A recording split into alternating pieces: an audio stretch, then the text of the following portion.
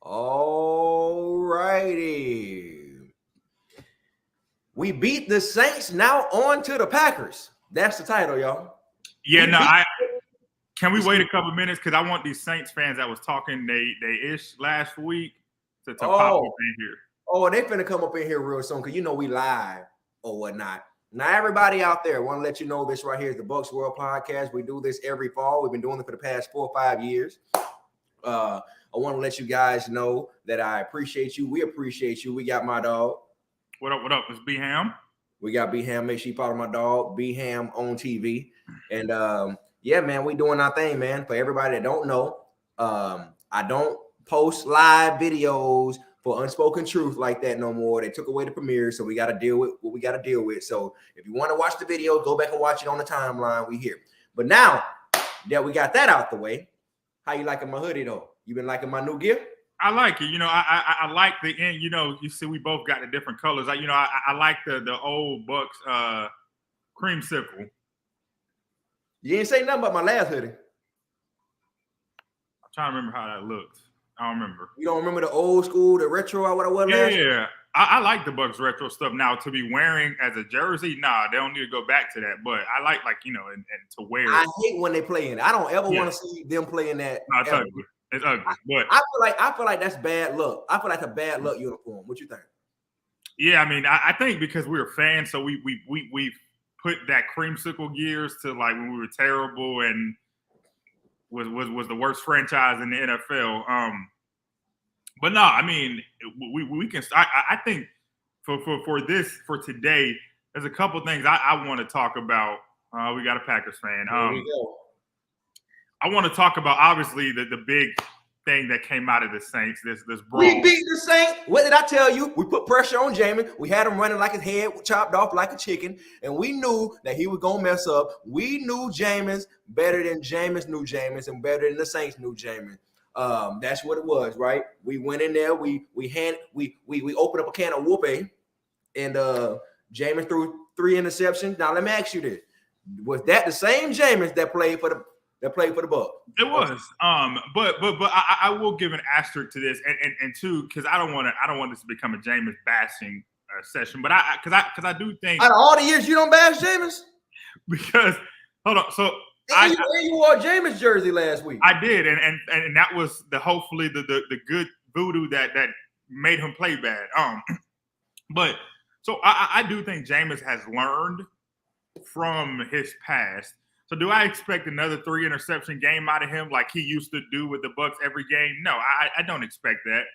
But there's an underlying thing with Jameis. Going back to when he played at Florida State, he turns the ball over. I mean, like that is that is just who he is, his DNA, so to speak. His football DNA.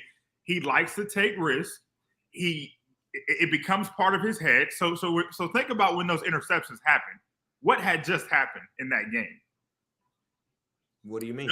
The Bucs had just finally got some points on the board, a field goal. That the brawl, which we're gonna get to, had just happened. So it was this excitement for Jameis. So Jameis likes to save the game, he plays Superman. But when he plays Superman, he makes those mistakes that end up costing him. And our good friend Devin White kind of threw him under the bus in that post-game interview. But so when Jameis plays Superman, you get those 3 interceptions. You get the which all of them interceptions were terrible throws. And you have what we have. You know this is very hard. You know this. You see why I'm looking like this, right? Because if this had this been the Buccaneers and he was still with the Bucs, I probably wouldn't let half these things come out your mouth. Because you were saying this.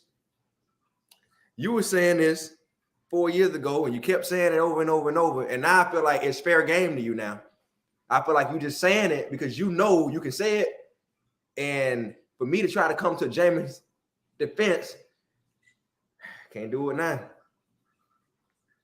He does not know what he's talking about. You don't know what you. That's an older woman. Let me leave it alone. Next person.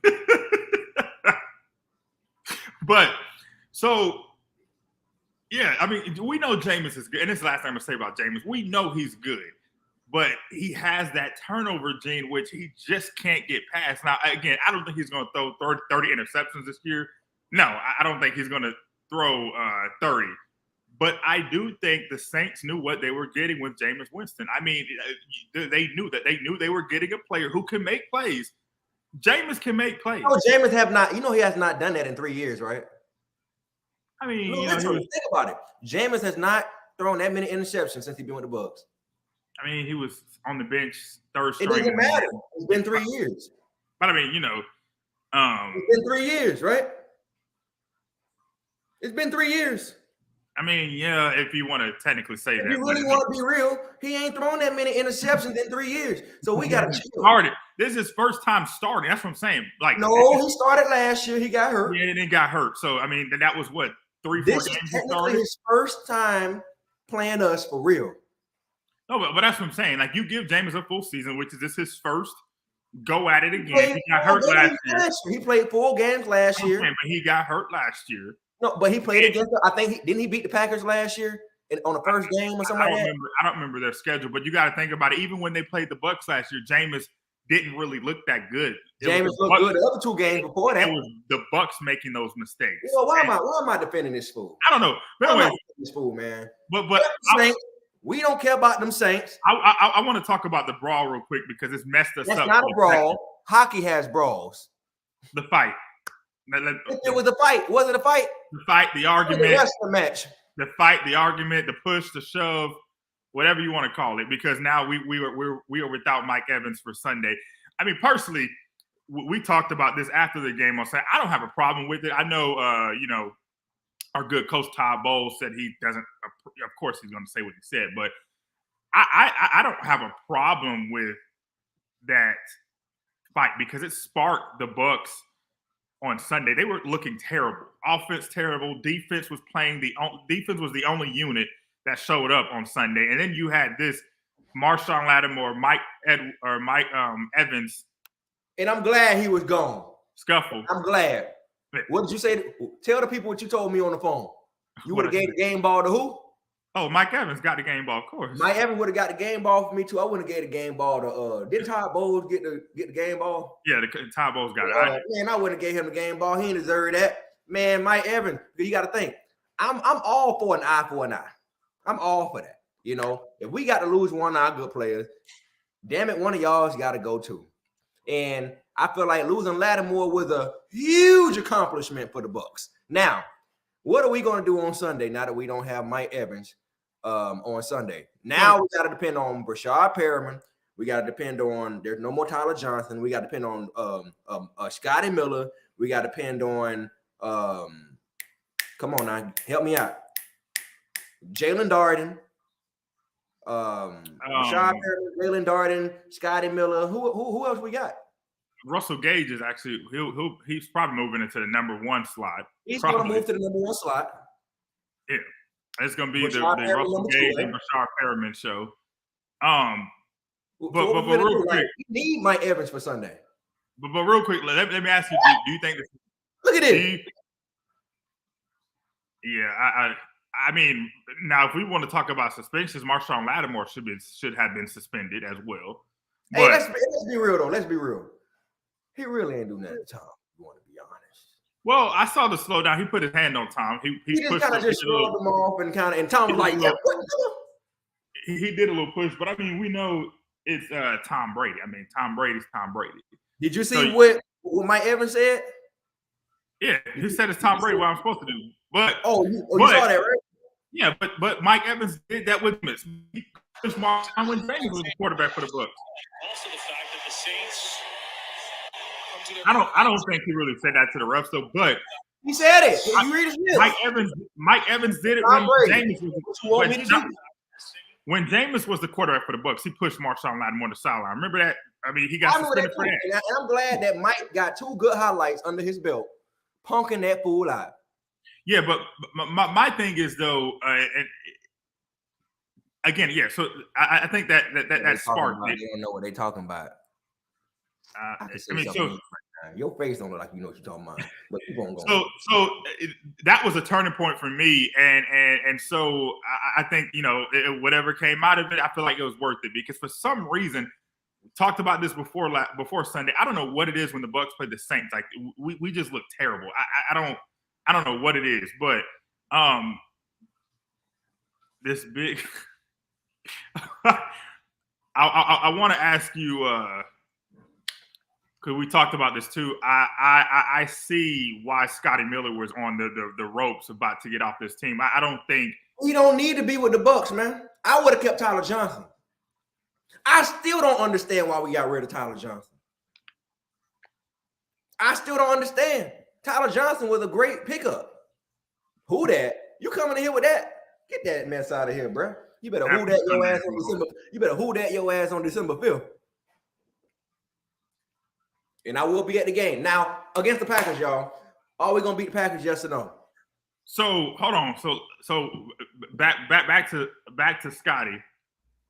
So Scotty was such a disappointment. I want to ask you this because it's hard for me to like this player because of the racist stuff he's done. What do you think about the signing of Cole Beasley?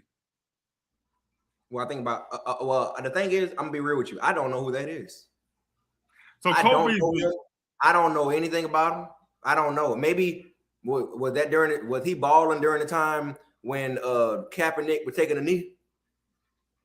So Cole Beasley used to play with the Bills. Let me not misquote. I'm about to try. I don't know him at all. I don't know who that is. I'm about to try to get you the exact. He's with the practice squad, right? Yeah, but he's probably going to. He not playing on Sunday. No, he's probably going to be elevated to the team. Probably going to be. Somebody said we can beat the Packers, but it's going to be close. He's probably going to be elevated on Sunday, but yeah. So I mean, they signed Cole Beasley. I mean, he's okay. I think the problem is going back to what we were talking about Scotty Miller. I don't think the Bucks are getting what they thought. I think everybody thinks of Scotty Miller from the Super Bowl year, how he played against the Packers, that touchdown to end the half. So I think people are expecting this explosive wide receiver, and he's dropping so many passes, and the routes look so elementary when he runs them. And I don't know why Tom Brady, when you looked at the game of Sunday, he's throwing to him like he's 7 feet. I don't know. But anyways, yeah, on the Sunday, I definitely think looking at the Packers, I mean, they're 1-1 on the year. I think the problem with the Packers, especially playing, you can definitely argue the Bucks have the number one defense in the NFL right now. The Packers have no identity on offense. After Devontae Adams, the Packers have no identity. You just have Aaron Rodgers, and that's it. Exactly. So, and again, the Bucks defense, you can't point out a defense that's playing in the Bucks defense right now. I mean, the Bucks have only allowed, I would say, 6 points. That last touchdown for the Saints. And then our offense only scored a touchdown too. Yeah. So the Bucks defense has only allowed 13 points between the two games. Made Dak Prescott look like a high school quarterback. Jameis and the Saints didn't do anything. So now you come into this week with Aaron Rodgers. We know we can beat the Packers. We beat the Packers Super Bowl year. We beat them. Ran them rough when they came to Tampa the other time. So I don't, and that's when the Packers had weapons on offense. I don't see the Bucks this being a game where we're like, yeah, the Bucks lost that one. I just don't see the Packers coming in and the home opener. The Bucks been away for 2 weeks. It's the first home game for the Bucks. I think the Bucks come out excited. It's national TV. It's Fox game of the week, so everybody in the country will be mostly watching. 4 o'clock. Oh, 4 o'clock. Okay. Yeah. It's the game. It's the game of the week this week. So, I don't see a problem. We should go 3-0. Yeah. But the Packers, man, like I said, we don't really know what we're dealing with now because I do feel like that Aaron Rodgers is going to find somebody. He's developing right now. Whoever that guy is. Whoever that receiver is, we about to find out what his name is in the next 6 weeks. And I mean, you can argue the Packers haven't played anybody. They lost to the Vikings 23-7. And then they just beat the Bears on Sunday, 27-10. So I mean, you got the Vikings and the Bears they played this year. Yeah, and I mean that's the point I'm making. I mean, they don't have any wide receivers. Now again, you are in NFL, so you do expect pro athletes to perform, but that ain't how life works. Yeah, but yeah, I don't see the Bucks having a problem. That 31-17, as this person just posted, that's what I'm thinking too. Like a 31-17. I think the Bucks offense comes back around, even without Mike Evans. I think Mike Evans need to. He's appealing, so that decision is expected today. This might be the year. This might be the year he might not get that 1,000 yards, man. I mean, he better. I mean, you got to think, man. Everybody got to eat, and by the time Chris Godwin get back, because we know he's not going to get his 1,000 yards. I don't think Mike going to see them 1,000 yards this year, even though we on game number 3. I mean, he not looking like a top receiver right now. Yeah, I mean, I just hope the injuries don't come to effect, because I'm looking at an injury report now. Obviously, the Bucks Hicks, D lineman is out, more offensive linemen out. Oh boy, Adams, what's his name? What's the defensive tackle that we signed? He out? What's his name? He right next to Vita Vea. What's his name? We just signed him over the summer. Hold on 1 second. No, not Shaq Mason. No, man. What's the Hicks? Hicks. Yeah, Hicks. I was trying to think it was Akeem. I think his first name was Akeem. Yeah, Akeem Hicks. Yeah, he hurt, right? Yeah, he's out. How long he out? I think he's out for a month. I'm trying to look at the updated injury report. The Bucks don't have it out yet, but yes, I mean, you got him hurt out. We know Chris Godwin is out another month or a couple weeks. We don't know his hamstring. Julio Jones, we don't know when he comes back. So I mean, it's just positions, and Donovan Smith is out. So it's like, that we got a lot of injuries, and it's the Bucks don't have a soft schedule this year. So it's like, is it going to be that, like how Brady was with the Patriots, where they get depleted, but the second, third string step up and you don't miss a beat? I mean, so far that's worked for the Bucks. So I mean, we gotta hope that people are able to step up, especially when we talk about the wide receivers. And this is why the Bucks went and got a Russell Gage, went out and let Julio Jones come after his stint in Tennessee, because when we've seen the Bucks have had injury problems, and look where we are this week. Mike Evans out, Godwin out. Your 2 top wide receivers out for a game, and we ain't seen that in years. I don't think we've ever seen. We've never been without a man guy. Not at the receiver core. And we used to have Gronkowski to make up for that. So we don't even have, the Gronk at the tight end that Tom Brady was so comfortable. We don't. So like you take those dimensions away. So you're going to need a Russell Gage to step up, who at one point was fighting for that number 1 spot in Atlanta. So, it's time for Russell Gage to show why or what he could have been with the Falcons, and show that on Sunday with the Bucks. And Brashad Perriman, the problem I have with Brashad Perriman, we're fellow UCF Knight. Oh, he from UCF? Yeah, Brashad Perriman. He when he's on, he looks so good. I've never seen him off before. But you have that. So that touchdown catch against the Saints, good. There was another play where he dropped the pass. We go back to the Bills last year, that overtime. And I remember that. I remember that like that was my birthday, but I remember that. Yeah, that overtime, and then he gets released from the team because the Bucks find out his production ain't worth it. Then they bring him back. So it's like he's because remember the Bucks released him and then brought him back. Yeah, so they released him for a reason, because his production wasn't matching. So that's what I'm saying. When he's on, and so we need him to be on 24/7. And Victor, me and JB talked about this, or we talked about this on Sunday. I said there's just too many injuries. Like I don't know what is going on this year. Like it's like key players are hurt. I don't know. It's football. I don't know. Just the game is changing, and I don't know what it is, but it does seem like especially for the Bucs, there's just so many injuries lately. Considering when we talk about the Super Bowl year, there was no injuries, pretty much. It don't matter. And then you got, Free Sean Murphy Button, man. I mean, long as he look happy on the sidelines. Free Sean Murphy. I mean, you want to free him, but near next year. You want to free him, but can you free him when you got Jamel Dean 2 interceptions and Mike Edwards? My boy ain't even hit the field. Didn't even hit the field on Sunday. But was he on the field Sunday? I would imagine he hit the field, but he definitely did not get no. Where is he? But when ain't he the third cornerback? Ain't he the third? He's not even looking like he the number 3. So, but would you, when your secondary is playing as good as the Bucs secondary is playing right now? I'm cool with it, but where is he? Where he at? Sideline. And is it deserving for him to be like this? Do he deserve this? I mean, does he need to be completely benched?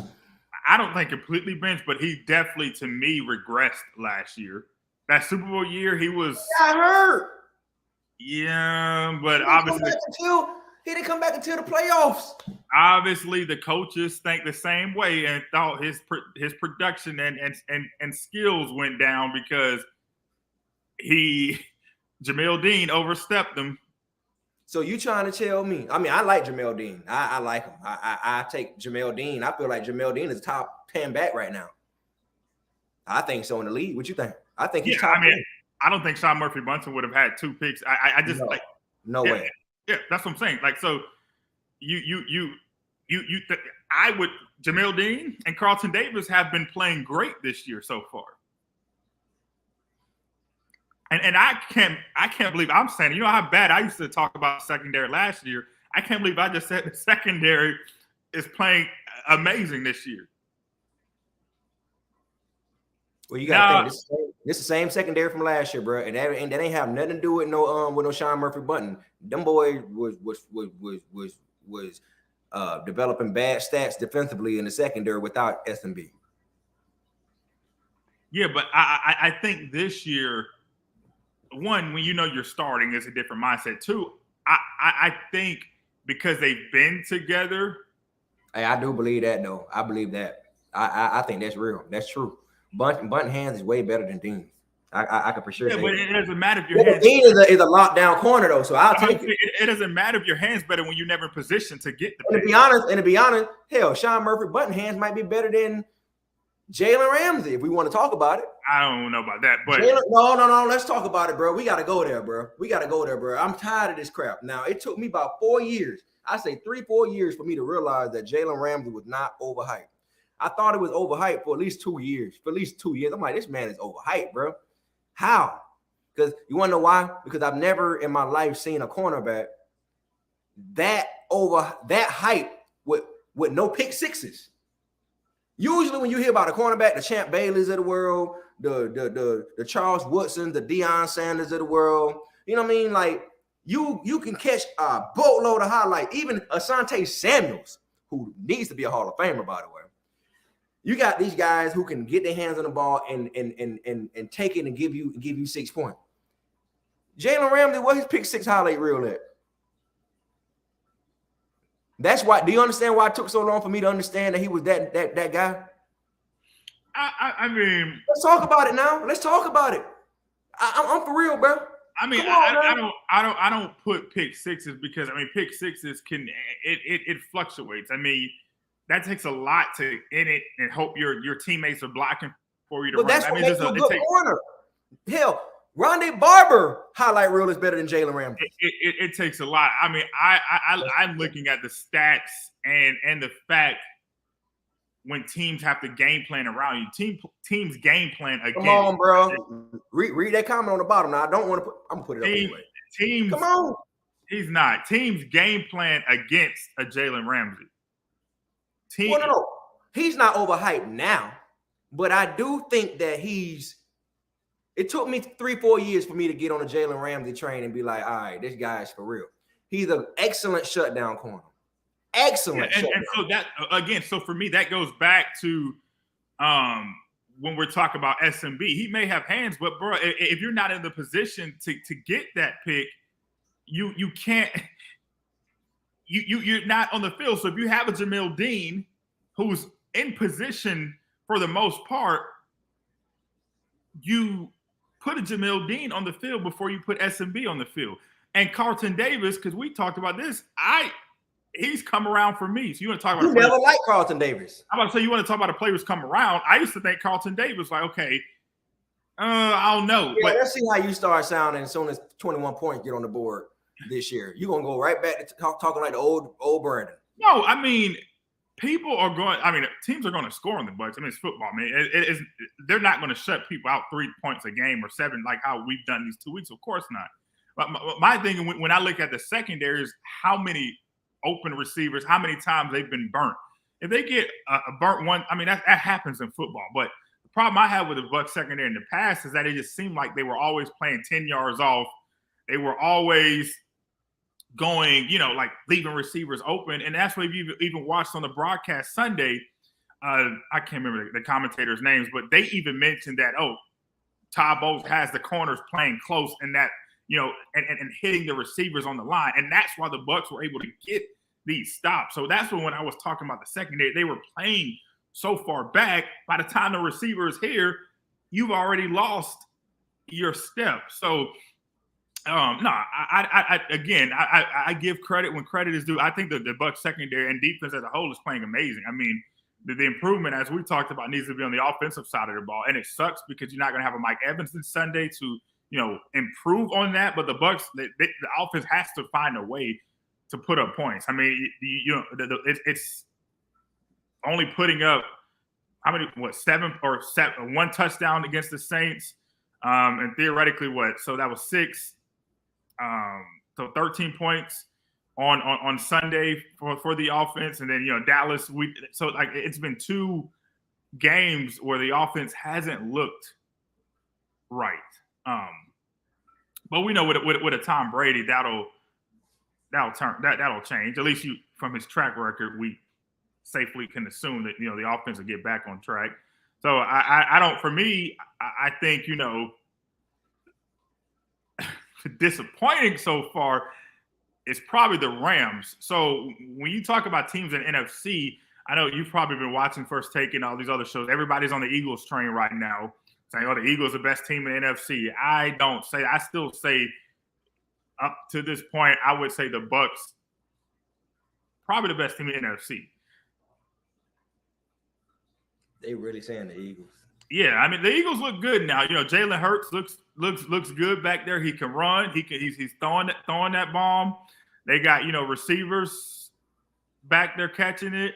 Their defense is playing well.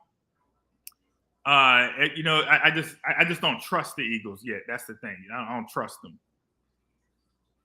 The Eagles.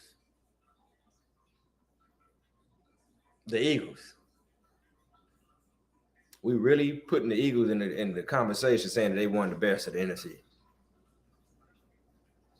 Okay. The Eagles can't even beat the Falcons. I say that.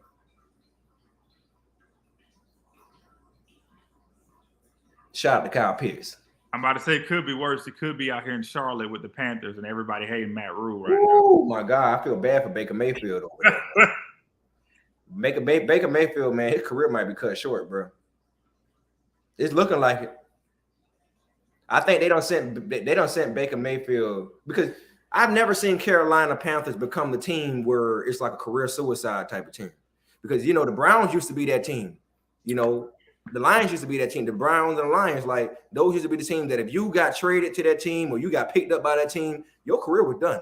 Now it look like it's happening with the Panthers, with him. And he's too young for that, man. He's actually not a bad quarterback. He's not a bad quarterback. Would you? Let's be honest. Would you let Baker Mayfield be your quarterback? If I had no choice, yes. But if I had options, I mean, no. Yes, Baker's not a bad quarterback, but he's not a franchise quarterback to me. If that makes a difference. Now, he's the best quarterback the Panthers currently have. Yes, but in these 2 games, he's still making the same mistakes he made in Cleveland. forcing the He wasn't ball. that bad. I mean, how Turnover. I mean, he's not a bad quarterback. I mean, what do you expect for this guy to be? I just don't feel like I don't feel like he's in a great position to win. Dan Oviedo, I wouldn't say he sucks, but definitely to the hell no. Yeah, I would say I don't. I don't. I mean, He said he sucked. Dang. I don't think he sucks, but I don't think he's this top 10 league quarterback. No, like Is he I better think than Jameis Winston? Is he better than Jameis? That's hard because I am a Jameis fan, so I know Jameis is skilled. Now I don't think Sam Darnold is better than Baker. What I've seen out of Sam Darnold these past 2 years here in Charlotte, Sam Darnold's trash, bro. Yeah, I don't. He's Sam trash. Darnold he's had too many opportunities to prove himself, and trash. Yeah, anytime you gotta get Cam Newton from free agency, just to bring him back when you know you didn't want him back. That's out of desperation. Because they didn't really want Cam back. They just bought him back for tickets. Oh, that's all that was. They only wanted money back. They like, man, we got to get our hot dog prices. We got to jack them back up. It was Christmas out here when Cam Newton got signed. Like it was like Christmas all over. Everybody was around the city in their Panthers jerseys. Everybody's like, "Go Cam!" Like it was like Christmas. Huh? For real? Yeah. They were doing that junk over there. Yeah. People went outside the stadium honking their horns and it was. I mean, because Cam Newton is loved here in Charlotte. Like, I mean, people genuinely love Cam because Cam Newton reminds people of when the Panthers were good, when they went to the Super Bowl. That's all they think about when they see Cam. They don't think about the losing season. They think about that football. Look at my dad, Cam. Yeah. Superman. Yeah.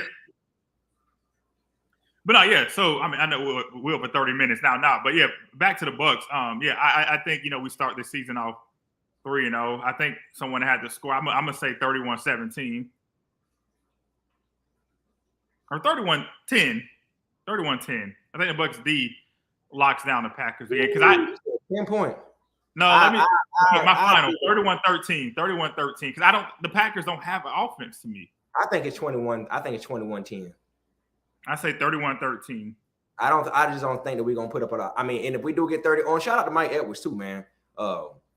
Mike Edwards, man. I love Mike Edwards, man.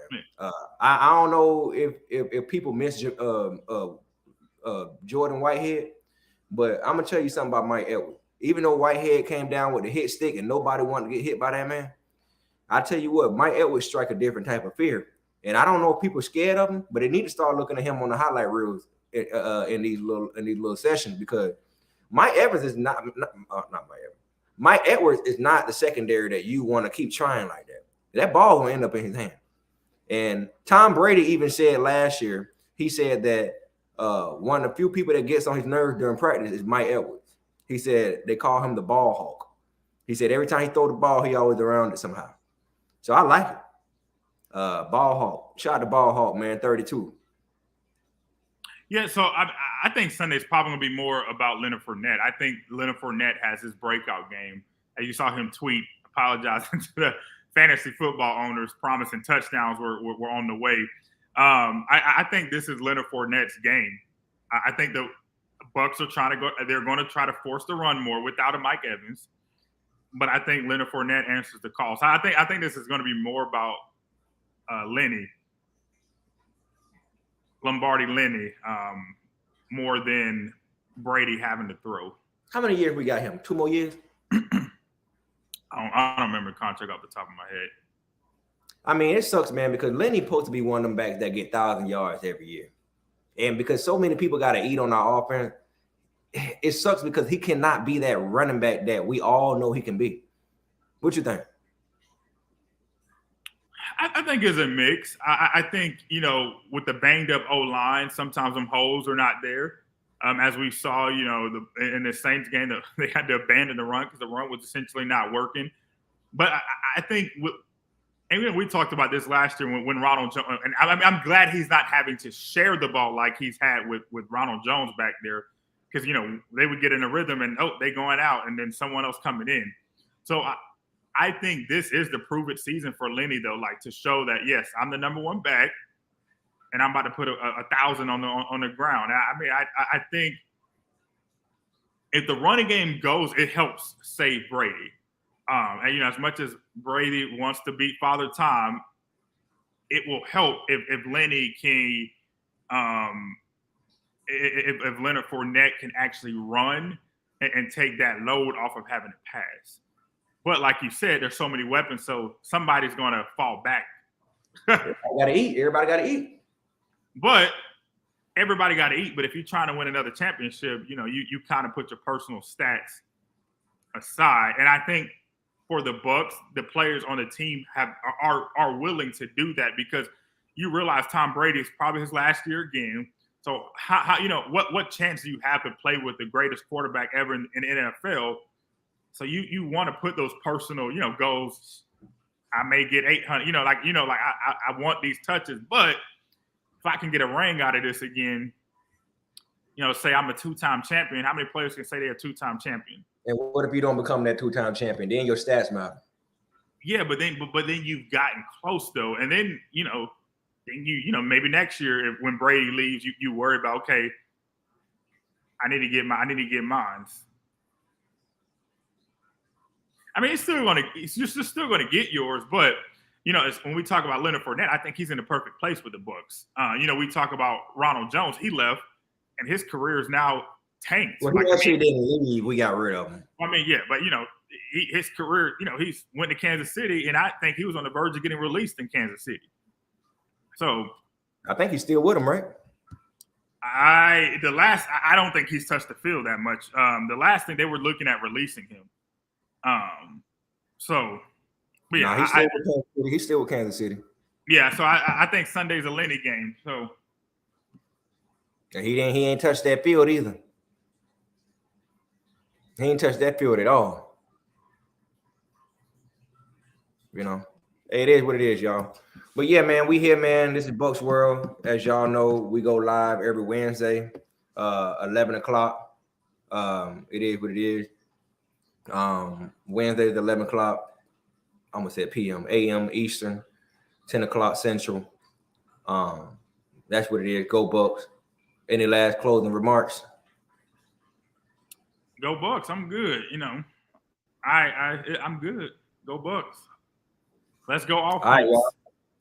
So we finna take the game on Sunday. We'll be back next Wednesday. Make sure y'all come back. Make sure y'all check out other videos and everything. Yo, Go Bucs. We are here. And before we get up out of here, y'all already know how we got to do it. How offense roll. How defense tough. Go Bucs. Go Bucs. Ain't no other team stopping us. Go Bucs. Go Bucs. In the Raymond James, we do our thing every time we score them cannon bangs. If you want to see a game, go Bucs. Go Bucs. I'm a Tampa Bay fan and I'm going to stay with them. Go Bucs. All right, y'all, we out, man. 2 fingers in the spread.